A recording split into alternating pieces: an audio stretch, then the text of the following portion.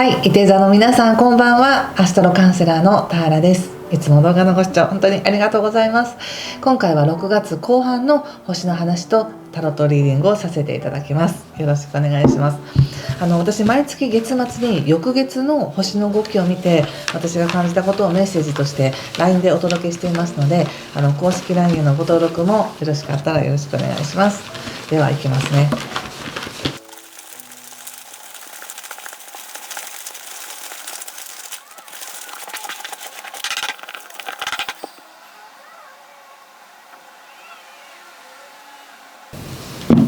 はい、じゃあよろしくお願いします。いきます。カップのナイト逆、ペンタクルスの3、ジャスティス、ワンドの8、ペンタクルスベース、これ前も出ましたね。カップの5、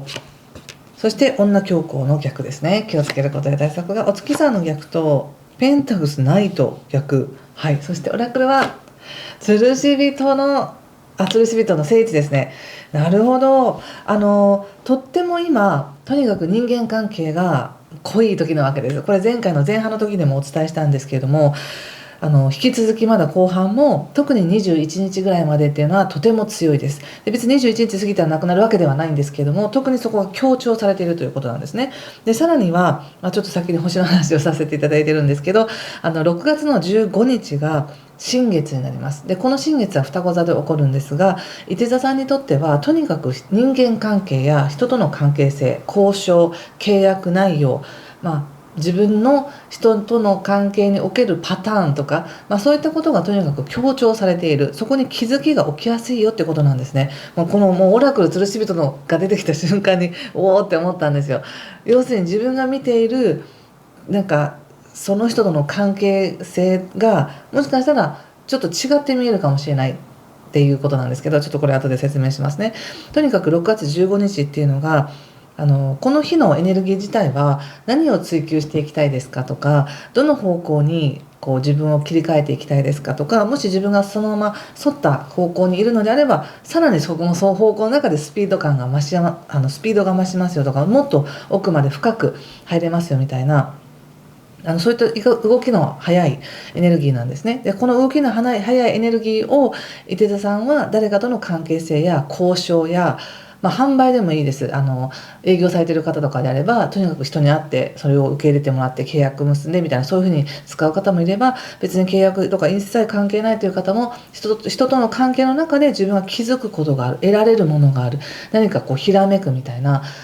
そういったものもあるし、言葉もそうです、情報もそうです。それがものすごくご自身に刺激を与えてくれてるっていう時だと思ってほしいんですね。で、この時だけじゃないんですよ。6月15日だけではなくて、これはここから約1ヶ月、次の新月まで影響するんですけども、次の新月が7月14日なので、約1ヶ月ですよね。その間やはりその人間関係が濃いよっていうことになります。そしてこの末から本当にいて座さんは抜けますねって感じになるんですけど、ちょっとその前にですね、もう6月の13日以降、金星という社交性とか豊かさとか温かさ、愛情、美しさというものが獅子座に入って、いて座さんはよりのびのびと自分の好きなことをやっていいんだ、これが私だみたいな感じですごく広がります。で、ちょっとヒントとして意識しておいていただくと面白いかなと思うのが、6月の18日もしくは19日ぐらいってとってもその自分の開かれているこの価値観が入れ替わる時なんですね。なので、こう思ってたけどこうだ、これ嫌だ、苦手だと思ってたけどやっぱりこれ大好きだっていう風になったり、自分のコンプレックスだと思っていたものは自分の魅力だってなったり、そう何かが入れ替わる可能性があるので、どのような価値観が入れ替わるのか、もしくは全く入れ替わらなかったとしても自分にどんなヒントを与えてくれてるかということを意識していただくと、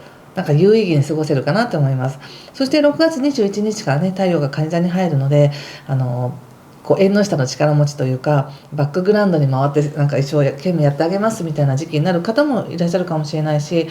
またはその実際の行動とか自分自身っていうのは裏方に回ってとにかくいろんなことをやっている。だけどものすごく恩恵を受ける時でもあります。これは宇宙からの恩恵ね。で、ちょうど今その木星という発展拡大のエネルギー、一番吉星だと言われているこのエネルギーが、去年の夏ぐらいからずっと伊手座さんをバックグラウンドで支えていたんですね。でそれがいよいよ今年の6月30日からまた獅子座に入るということでエネルギーが変わっていくんですけど、要するに6月21日から30日までの間っていうのは本当に最後の総仕上げというか、自分ができることをとことんやりましょうみたいな、そんな感じなんです。努力はむちゃくちゃ後で効いてきます。この期間の努力は本当に裏切らないみたいな感じがあるので、自分のためになること、もしくは誰か大切な人のためになることを精一杯やってほしいなと思いますし、実は自分が受け取れてないと思っていたとしても、この時期本当にたくさんの恩恵を受け取っているはずです。後でそれは気がつくかもしれない。そして自分では分からないかもしれないけど、非常に誰かの役に立っていたりつながっていくなっていう感じがあります。そしてそうね、6月29日以降っていうのは火星というバイタリティとか戦っていく力っていうものが双子座に入るので、伊手座さんにとっては誰かに対して向き合っていけるとか、言いにくかったことを言っていけるとか、踏み込んでみるとか、そういうことができるんですね。なので例えばちょっと苦手な上司に思い切って自分の要求を言う、上司の不満を言うのではなく、上司に対して私のニーズ、私の要求を伝えるようにできたりとか、要は踏み込むってことなので、批判ではなく要求を伝えることができたりとか、もしくは要するに怖いものに向き合っていけるってことなんですね。でそれが特に人に対しても向き合っていけるし、例えばお客さんとか、さっき言った営業とかですね、なんか営業って押し売りみたいなイメージあるかもしれないですけど、本当にいいものを伝えたいってなったら伝えるじゃないですか。その人が必要ないですって言ってても伝えたら分かってもらえるかもしれないみたいな形で伝えていく、その勇気が出てくるってこともあるかもしれないし、とにかく人に対して一生懸命になれるなっていう感じがあります。そしてもうそれが29日以降なので、それ以降ですね、30日っていうのは満月でもあるし、そこからまた水星逆行するんですけど、一番はやはり木星がね獅子座に入るということで、もう伊手座さんは本当にのびのびとやってくださいみたいな流れになってきます。でこれは6月30日以降ということは、7月8月9月ってなってくるので、この夏のエネルギーはまた別の動画で解説させていただきます。でその中でねじっくりとラブメッセージもやっていますので、そちらで撮らせていただきますね。そしてそういったね流れの中でちょっとカードを見ていくんですけど、私はこのカードを見ながらでもやっぱりその星の流れとどうしてもリンクするなと思うし、逆に言うならば流れがある上でのこの私たちの意識がこうなんだなっていうことを見せてくれているなってすごく思うんですけど、そうですね、入り口がやっぱりカップのナイトなので、自分は今例えば優しさを受け取っていないとか、誰かに理解されていないとか、そういう他者との誰かとの関係において正しく評価されていないというふうに感じているかもしれませんが、評価されてるような気がしますよ。今の星の流れとこのカードを見ると、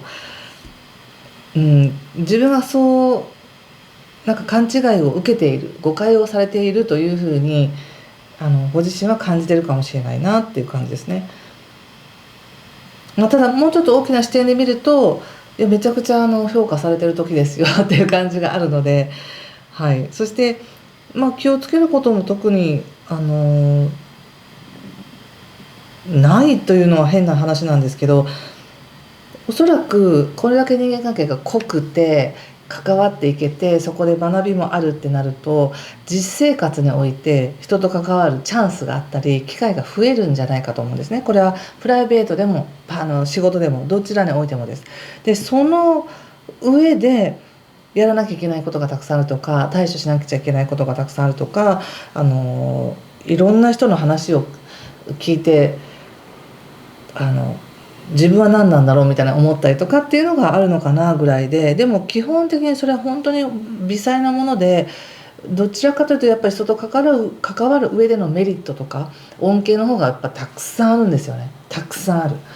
少しそれに付随する疲れとかもあるのかなっていうぐらいです。でとてもここまでうまくやってますし、やっぱりこの今年の後半ってなった時にもうなんか伊手座さんは飛び出していくみたいな、そういうエネルギーがあるなって感じがします。いかがですか？で星で見ると6月30日以降なんですけど、より一層広がるのはね。でもそんな別に30日を待たなくていいんです。早い人はもっと早くから感じるし、こう先取り、エネルギーの先取りというかして自分もやっぱ動いていこう、やっていこう、気分が上がるみたいなこともあると思います。とてもいいです。特にね13日以降っていうのはもうそういう喜びが入ってきやすい時なので、やってみたいと思うことはぜひやってみてください。喜びのために、自分のためにね。そしてここでまたペンタクルスのページっていうのがあって、何かやっぱり失敗したくないし、しっくりと温めていきたいから一つずつ行こうみたいな感じでとてもいいと思いますよ。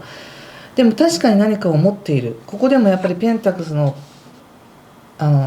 ージもあり、ペンタクルスのナイトもあるので、しっかりとその価値をなんか温めていって育てていっているっていう感じがします。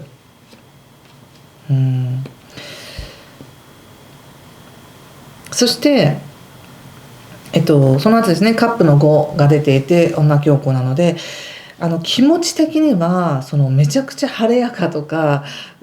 すっきりみたいな、そういう感じじゃないかもしれませんね。思ってるほどでもないなとか、いいことだと分かってるんだけどちょっと気になることもあるなとか、自分が望んでいる一番のその状態ではないかもしれないけれども、でもその状態の中でこそ見えてくるいいことと注意することみたいなのとか、メリットデメリットとか、そういう自分が何か果たさなければならない努力と提供しなければならないものと受け取れるものみたいなものがはっきりしてくるのかなって感じがしますね。そして一番はやっぱり言われてるのがこのつるし人なんですよね。でつるし人ってなんとなく動きづらいのかなっていうふうに思う方もいらっしゃるかもしれないんですけど、実際は動けるようなエネルギーがあったり、こう広がるような感覚があるんですね。でこの広がる感覚っていうのはやっぱり意識が拡大していく、思考が広がっていくとか、自由な感覚がするとか、やってみようと思えるみたいな、自分をこう広げていくみたいな感覚なんです。だけどもしかしたら動きづらい現状があるのかもしれないなと思いました。例えばやりたいことは盛りだくさんでいっぱいあるんだけど、時間は24時間しかないし、こんだけスケジュールは詰まってるしみたいな感じで動けないと感じているのか、もしくは何か別の大事なことっていうかな、何か別の必ずこれはこなさなければならないものみたいなのがあって、それがあるから完全に自分では自由にいけないですよって思ってるかもしれないんですけど、でも一番の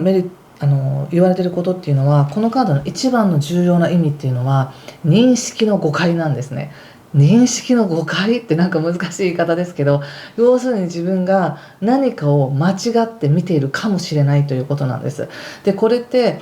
なんかなぜ自分は今動けないんだろうとか、なぜ今こう詰まってしまってるんだろうと思った時に、物事を逆の方向から見てみると、ああそういうことだったのかみたいな気がつくみたいな、そういうことがありそうだなと思ったんです。で今さっき言った星で見ると非常に人間関係にも恵まれてるし、人からの恩恵を受ける時なんですね。でも一番最初に言ったなんとなく自分は正しく評価されていないような気がするとか、それ自体が実はもしかして自分の誤解だったかもしれないみたいな、例えばの話ですけど、すごく上司とか自分がメンターと思う人が厳しくなんか自分に指導してくれると。でどうして私はこんなにやってるのに評価されないんだろうみたいなことを思うかもしれないけど、その上司やメンターからしたらそれこそが愛だったっていうか、それこそが伊手座さんに必要なものとして言ってくれてるみたいなことがあって、それに気づくかもしれないなっていう感じがしました。もしくは人じゃなくても自分のことかもしれません。対人関係を通してやっぱりなんか人なんですけど、人と関わってる自分だったり、人を通して感じてる自分ということで、なんかそこはもう対なんですよね。なのでなんか自分を見てる自分像が変わるっていうのもあるかもしれません。これはめちゃくちゃ大きなテーマなんです。今年の後半のテーマだと言ってもいいんですよね。それはそれでまた別の動画撮ったんですけども、なんかそれがやはり池田さん自身にも起こってるかもなっていうふうに思いました。今このオラクルでこれが出てくるという言葉。ちょっとお仕事のこと見てみますね。仕事。